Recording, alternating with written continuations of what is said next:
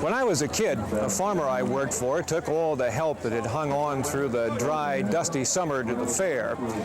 We'd walk through the front gate over here with a package of Camels rolled up under our t-shirt sleeves and proceed to act like kids do who are 14 years of age and whose parents aren't around. It's amazing what you know at that age, isn't it?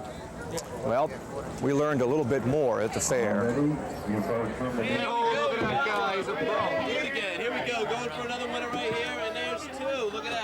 Here was an opportunity to be a man of the world, to partake in those things which Mom always thought you shouldn't. A game of chance, perhaps. A whirl at all those rides parents think are too much for their youngster. If your wardrobe built itself on jeans, why, you could find just the belt buckle you wanted. Maybe even a whole new belt for dressing up on Saturday night. And food. If kids know anything, they know how to eat. And here was a whole new world of things that Mom, bent on packing us with meat and pierogi, never would make. Well, the years since are edging over my belt buckle a little bit, and no one knows how fancy it is, or isn't. Too many fairs and too much exotic food, I guess. But you know, the fair doesn't let me down. Oh, the things I look for are a little different, but it's still one of those social events in life that you don't want to miss. You want to say, yeah, I was in Bloomsburg for the fair last fall. Few things in life can hang on to you for that long. I'm Mike Stevens, Newswatch 16 on the Pennsylvania Road in Bloomsburg.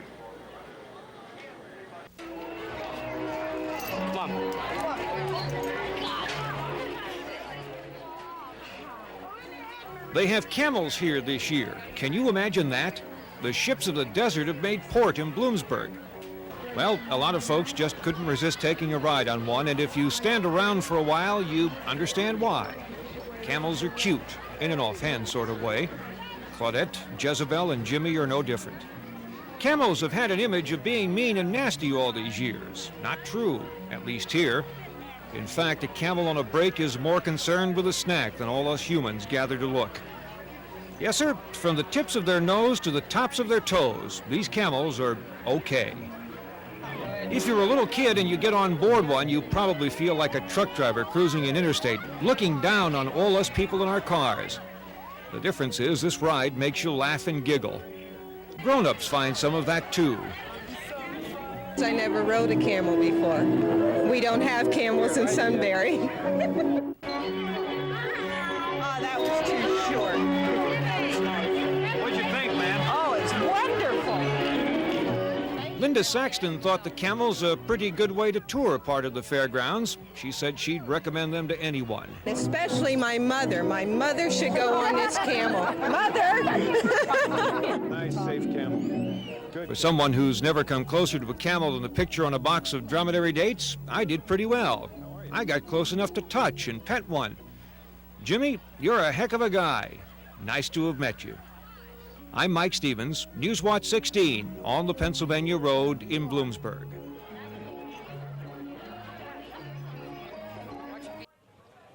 I've walked a lot of Midways at a lot of fairs over more years than I want to count. Change is the only thing that has stayed the same all that while. Take the 2-for-a-buck chicken chuck. It can change your whole approach toward a chicken. Firing one into a pot at 6 feet is much more fun than simply dropping it in. The last time I saw chickens fly like this, my uncle was walking into the hen house carrying his big double-bladed axe. Shooting galleries have been around for a while, but a new twist is paint bullets. They let you deliver a colorful thought about a certain Penn State coach's work. Why, these things will make your day. When I was a kid, they didn't have a satellite dish at the fair. Of course, they didn't have TV either. And they certainly did not have rock and roll. So come on, get down, get funky, and buy some rock and roll shirts. The Grateful Dead would be happy here. They could watch a little TV piped in from Manny's rooftop dish. Manny wants you to have all the comforts of home while you shop, especially this time of year when Mom's out looking to fill up the kids' wardrobe. You have to buy school clothes for the kids anyway. They don't want to go to school with the same clothes they had last year. They don't want to be preppies or nerds. They want rock shirts. By the way, Manny doesn't stock any wool shirts. There's one other fashion item worth noting at the fair: tinsel wigs. Christmas trees feel like this, I bet, draped with shiny stuff and all ready for the holidays. Boy, wouldn't this thing stop traffic down at the barber shop. Well, somehow, you know, you get the impression that this isn't really me, but I know of a certain co-anchor that works for our station who's thinking of changing her hairstyle. What do you think, Karen? Will this work for you?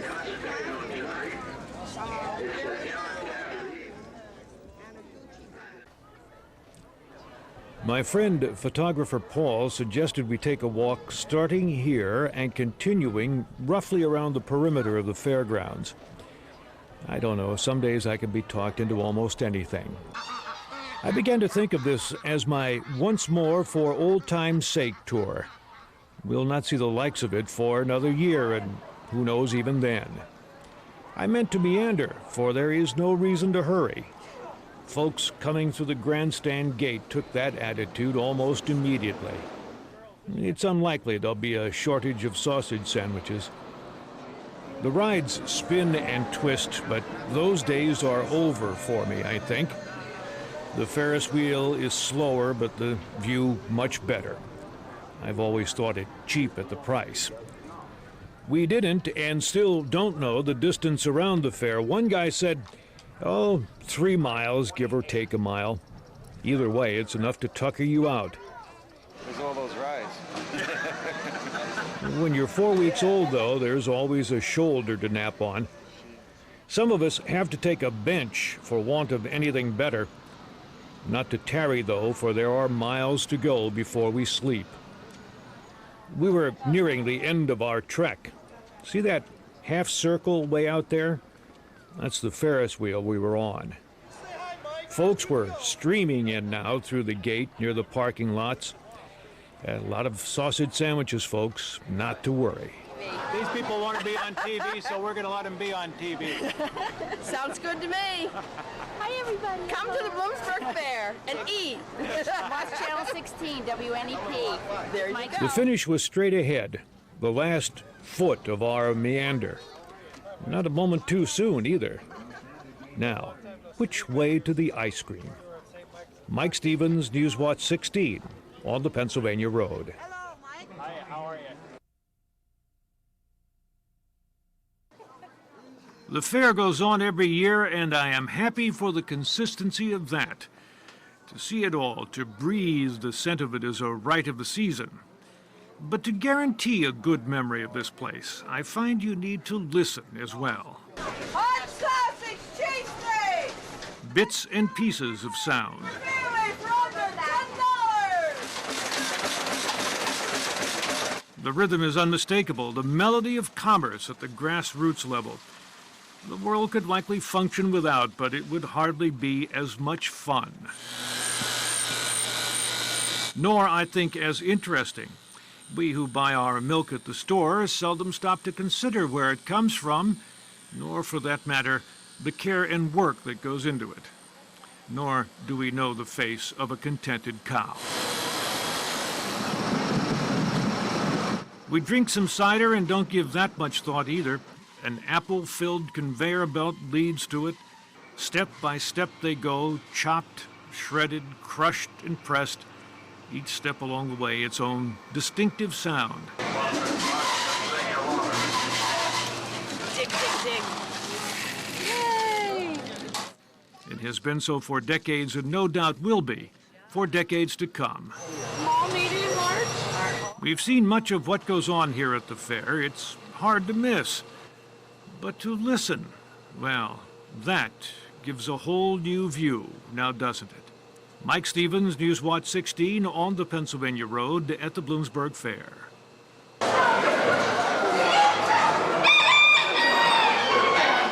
A chicken is a chicken by any name.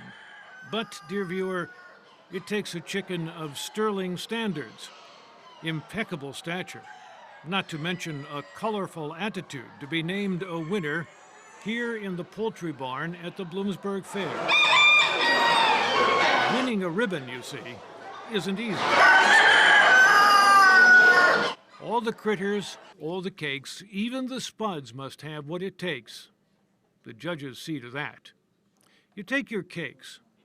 A cake entered here is not just a cake, it's a work of art. That looks so good. A cake that tempts the taste buds of an experienced judge. If it can be baked and still resemble a cake, the judges have probably seen it. Those of us who practice the halfway is good enough approach to stuff need not apply here. The judges determine what to keep and what to leave behind. Even potatoes must pass the perfection test, for a potato is not just a potato. Here, it is a sight to remember.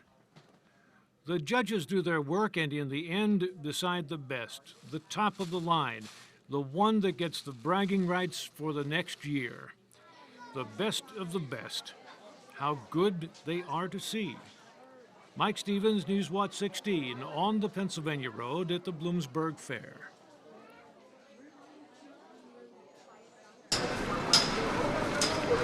The Educational Exhibits Building at the Bloomsburg Fair, a place where you can learn about all kinds of things. World War II, for example. The stuff of that war is here, all of it accurate. It's a slice of life in the 1940s. Some days you'll also find Bill Bigelow of LaPorte here, along with other vets from that era. Oh, the stories they can tell, the places they've been. The South Pacific, in New Guinea, the Philippines, and then Japan. Bill flew airplanes in those places, doing what had to be done, energized in part by the fuel only youth can provide. Job that needed to be done at the time, and that was, I mean, and we were pretty young. He was 21 when this photo was taken, volunteered like most everyone else. A lot of years have come and gone since all that went on. The men and women who did the work of war are fading like a winter sunset. At this place, though, we can still get a feel for what it was like to leave home and hearth, to go off to fight somewhere, to fly somewhere as Bill did, and perhaps to never again see what you were fighting for. You do what you're supposed to do and take your chances. So I'm very lucky. That the luck is incredible. And we were lucky, too, for having met Bill and his friends, members of the greatest generation. Mike Stevens, News Watch 16, on the Pennsylvania Road at the Bloomsburg Fair. The view from above, and a grand one it is too, a tapestry of this and that which surely cannot be ignored. The Agriculture Hall, a must-visit place, for here you'll find the best of the best. The signs tell you that. If you look about this fair that has its roots in agriculture, you can find many other signs. Some, shall we say, more informative than others. Right here, for example, you might have thought these works of art. The signs say, not really, maybe edible works of art. Johnny's Hot Legs, it really speaks to the heat level of the legs on sale here, and they are not Johnny's. Monkey bread, not made by monkeys at all, but rather some talented folks who have an eye for a good sign. Monkeying around since 1993, one reads. So good it will make you go ape, reads another. Hi, how you doing? Another cream of crab? Good. Stop, read, and taste. Well, there was no sign like that, but there ought to be. Free is always good, and if it's a seat for a show, why, that's even better. Halushki and stuffed cabbage, birds of a feather flock together, so to speak. A halushki appetizer with a main course of stuffed cabbage. Good hardly describes that meal. And for dessert, wander on over to the sign that says Becky's Soft Serve. Yep, a good day's work if you ask me. Even if you don't, I'll tell you anyway. And tell you that you ought to not pass quickly through the Bloomsburg Fair, that you take a day and maybe a night to walk here and there and sample this and that. So much to do, so much to see and taste. Oh, and so many signs that need to be read. Mike Stevens, News Watch 16, on the Pennsylvania Road at the Bloomsburg Fair. Many folks go to the Bloomsburg Fair in search of what's new. I, on the other hand, take some comfort in that which is old and venerable and dependable. The Agricultural Building is a good place for that. Here are, for example, pumpkins that appear to have been growing for years, long enough to have put on more than 1,100 pounds each.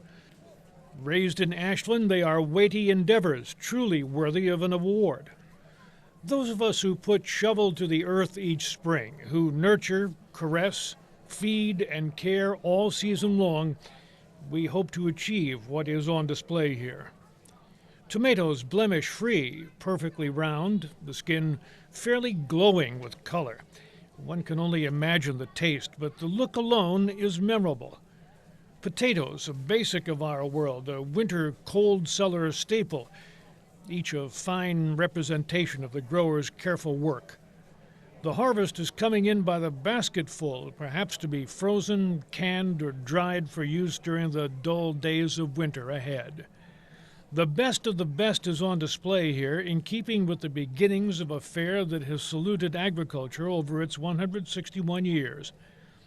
Those who have found the time and inclination to practice and practice some more to get to this point deserve the credit given to them. It is in them to care for their charges over the long days of summer in the hope that a sudden storm or a dry season or an illness doesn't take their charges from them. They display their handiwork with pride, and we walk by to view it with wonder. I've often considered this barn a tribute to days gone by, a salute to those who have gone before and made sure their customs would be carried on. In the course of events, you might not think this all a very big thing, but it is. It's a sign that tradition lingers, even in this hectic world we call home. Mike Stevens, Newswatch 16, on the Pennsylvania Road at the Bloomsburg Fair.